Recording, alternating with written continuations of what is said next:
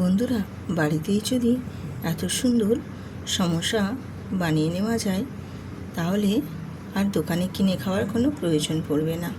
তাও আবার আটা, ময়দা, সুজি ছাড়াই এই রকম চিকেন সমোসা বাড়িতেই বানিয়ে নিতে পারবেন। খেতে ভীষণ সুন্দর এবং দারুণ টেস্টি। তো চলো, আজকে আমি চিকেন সমোসা কীভাবে বানাচ্ছি আটা, ময়দা, সুজি ছাড়াই সেটাই আপনাদের সাথে শেয়ার করছি। আপনারা দেখুন, আশা করছি ভালো লাগবে। আমি একটা প্যান বসিয়ে দিয়েছি গ্যাসেতে, দিয়ে ওর মধ্যে আমি দিয়ে দিয়েছি এখানে সাদা তেল। আর সাদা তেলের মধ্যে হাফ চামচ দিয়েছি রাই সর্ষে আর হাফ চামচ জিরে। বেশ জিরে আর সর্ষেটা ভাজা ভাজা করে নিয়ে এবারে ওর মধ্যে দিয়ে দেব একটা বড় সাইজের পেঁয়াজের কুচো, আর দিয়েছি ফ্রেশ কারি পাতা। কারি পাতার ফ্লেভারটা বেশ সুন্দর লাগে, তার জন্য কিন্তু আমি এখানে কারি পাতাটা ব্যবহার করেছি। আর এই সমোসার ক্ষেত্রে কারি পাতাটা কিন্তু দিলে ভীষণ টেস্টি হয়। এবার পেঁয়াজ আর কারি পাতাটা আমি সর্ষে আর জিরের সাথে একসাথে ভেজে নেব। আর তারই মাঝে আমি এখানে দিয়ে দেব কালারের জন্য হলুদের গুঁড়ো আর কাশ্মীরি লঙ্কার গুঁড়ো। দিয়ে পেঁয়াজ আর কারি পাতাটা হলুদ গুঁড়ো আর কাশ্মীরি লঙ্কার গুঁড়োর সাথে বেশ ভালো করে একটু নাড়াচাড়া করে ভাজা ভাজা করে নেব। তো এই রকমভাবে একটু ভাজা ভাজা করে নেওয়ার পর আমি এখানে দিয়ে দেব গ্রেট করে নেওয়া রসুন আর গ্রেট করে নেওয়া আদা। তো এগুলো আমি হাফ চামচ করে দিয়েছি। আর দিয়েছি এখানে কাঁচা লঙ্কা কুচি করে।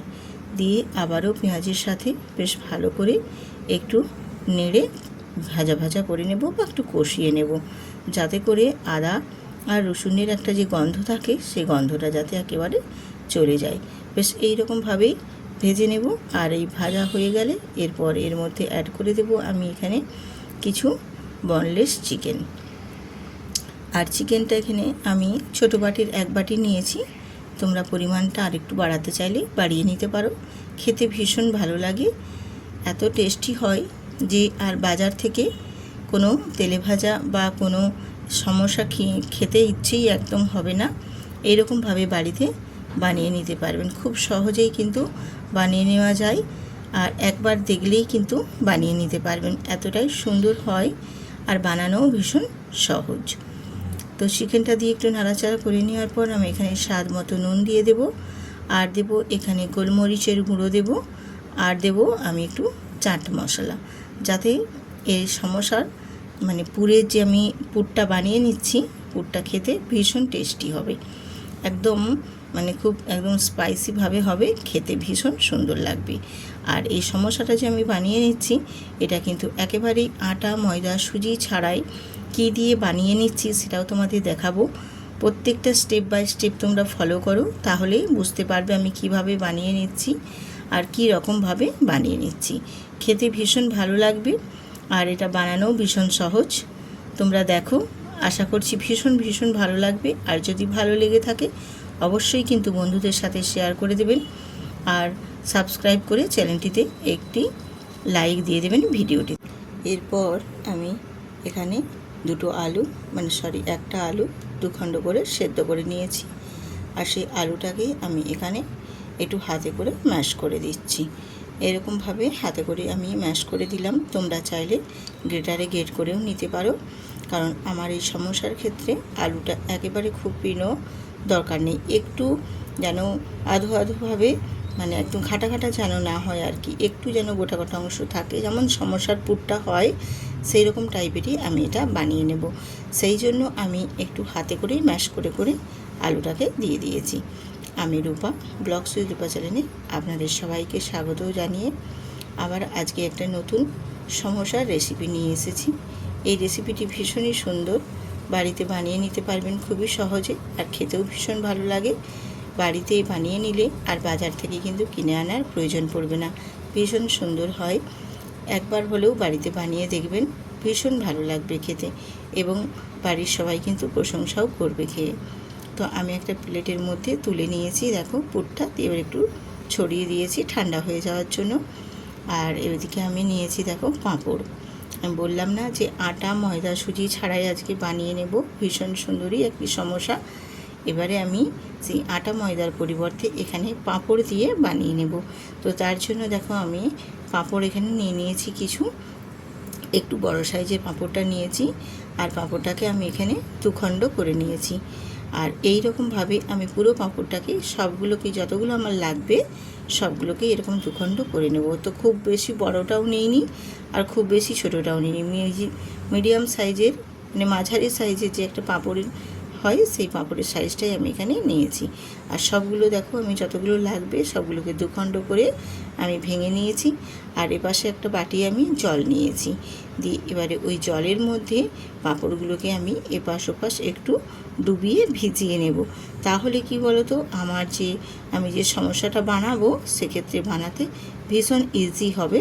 তোমাদের আমি দেখিয়ে দিচ্ছি, দেখো পাঁপড়টা জলের মধ্যে ভিজে যাওয়ার ফলে কত সুন্দরভাবে ফোল্ড হয়ে যাচ্ছে। দেখো এই রকমভাবে মুড়ে নেবে, আর এটা খুব সুন্দরভাবে দেখো চিটেও যাবে। সাইডের যে লাস্ট অংশটা সেটা কিন্তু বেশ ভালো মতো একদম চিটে যাবে, চিটের মতো এত সুন্দরভাবে লেগে যাবে যে ওটা কিন্তু ছেড়ে আর একটুও বেরিয়ে আসবে না।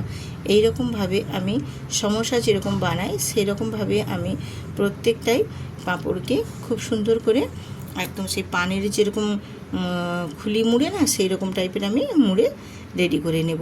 তো এই রকমভাবে আমি প্রত্যেকটাই রেডি করে নিচ্ছি আর তোমাদের দেখিয়েও দিচ্ছি যাতে করে তোমাদের সুবিধে হয় বুঝে নেওয়ার জন্য। দিয়ে এবারে দেখো এরকমভাবে আমি মুড়ে নিয়েছি একদম। দিয়ে এবারে এর মধ্যে আমি পুরটা ভরে দেব। আর পুরটা আমার এদিকে দেখো ঠান্ডাও হয়ে গেছে। আমি একটা চামচ দিয়ে পুরটাকে এইভাবে একটু চেপে চেপে পুরটা ভেতরে ঢুকিয়ে দেব, তাহলে ভেতরে পুরটাও বেশ সুন্দরভাবে থাকবে। আর একটুও কিন্তু যাতে না বেরিয়ে যায় তার জন্য কিন্তু দেখো আমি পাঁপড়টা যে মুখটা মোড়ার জন্য যে আমি অবশিষ্ট একটু মানে উপরের দিকে রেখেছি সেই অংশটাকে একটু জল দিয়ে চেপে বেশ ভালো করে এরকমভাবে চেপে দেবে মুখগুলোকে, তাহলে দেখবে একটুও কিন্তু পুর কোথাও বেরিয়ে যাবে না, বেশ সুন্দরভাবে একদম ভেতরের মধ্যেই পুরটা রয়ে যাবে। আর চারপাশ থেকে খুব সুন্দরভাবে জল দিয়ে আটকে দেব, আর জল দিয়ে আটকে দেওয়ার ফলে পুরো সুন্দরভাবে একদম আটকে যাবে, একটুও কিন্তু বাইরে পুরটা বেরিয়ে যাবে না, আর ভাজার পরেও কিন্তু তেলের মধ্যেও ছেড়ে বেরিয়ে যাবে না। আমি এটা তোমাদের দেখিয়ে দেব।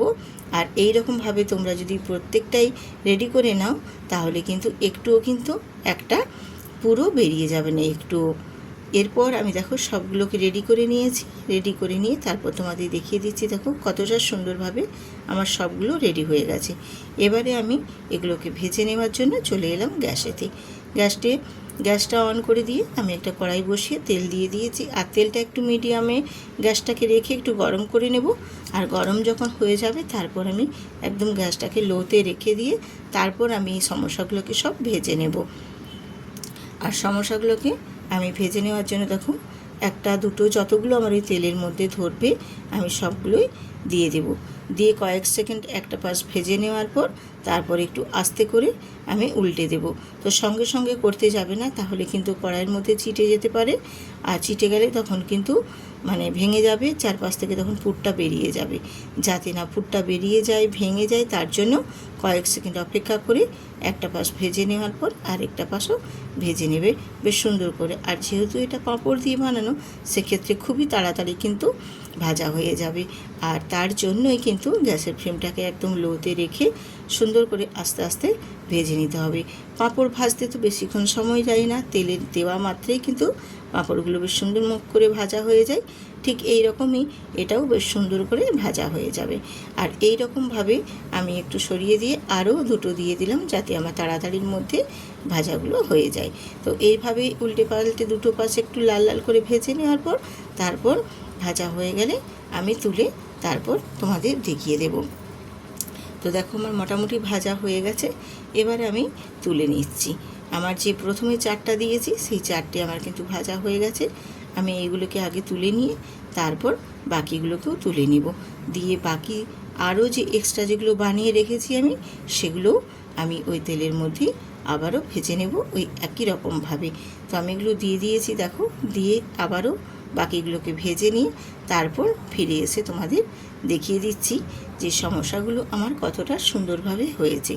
এই রকমভাবে বাড়িতেই যদি চিকেন সমোসা বানিয়ে নেওয়া যায় আটা ময়দা সব সুজি ছাড়াই, তাহলে আর বাজার থেকে কিনে আনা তো কোনো প্রয়োজনই পড়বে না। বাড়িতেই বানিয়ে সবাই আনন্দ করে খেতে পারবে এবং গেস্ট আসলেও তাদেরকেও অবাক করে দেওয়ার মতো একটা সুন্দর সমোসা তোমাদের বাড়িতেই বানিয়ে নিতে পারবেন। তো আর কতটা সুন্দর হয়েছে সেটা নিশ্চয়ই দেখেও বুঝতে পারছো, আর কতটা লোভনীয় হয়েছে সেটাও নিশ্চয়ই দেখলেই বোঝা যাচ্ছে। ভীষণই সুন্দর এবং ভীষণই সুস্বাদু, এবং কতটা মচমচে হয়েছে সেটাও তোমাদের আমি দেখিয়ে দেব।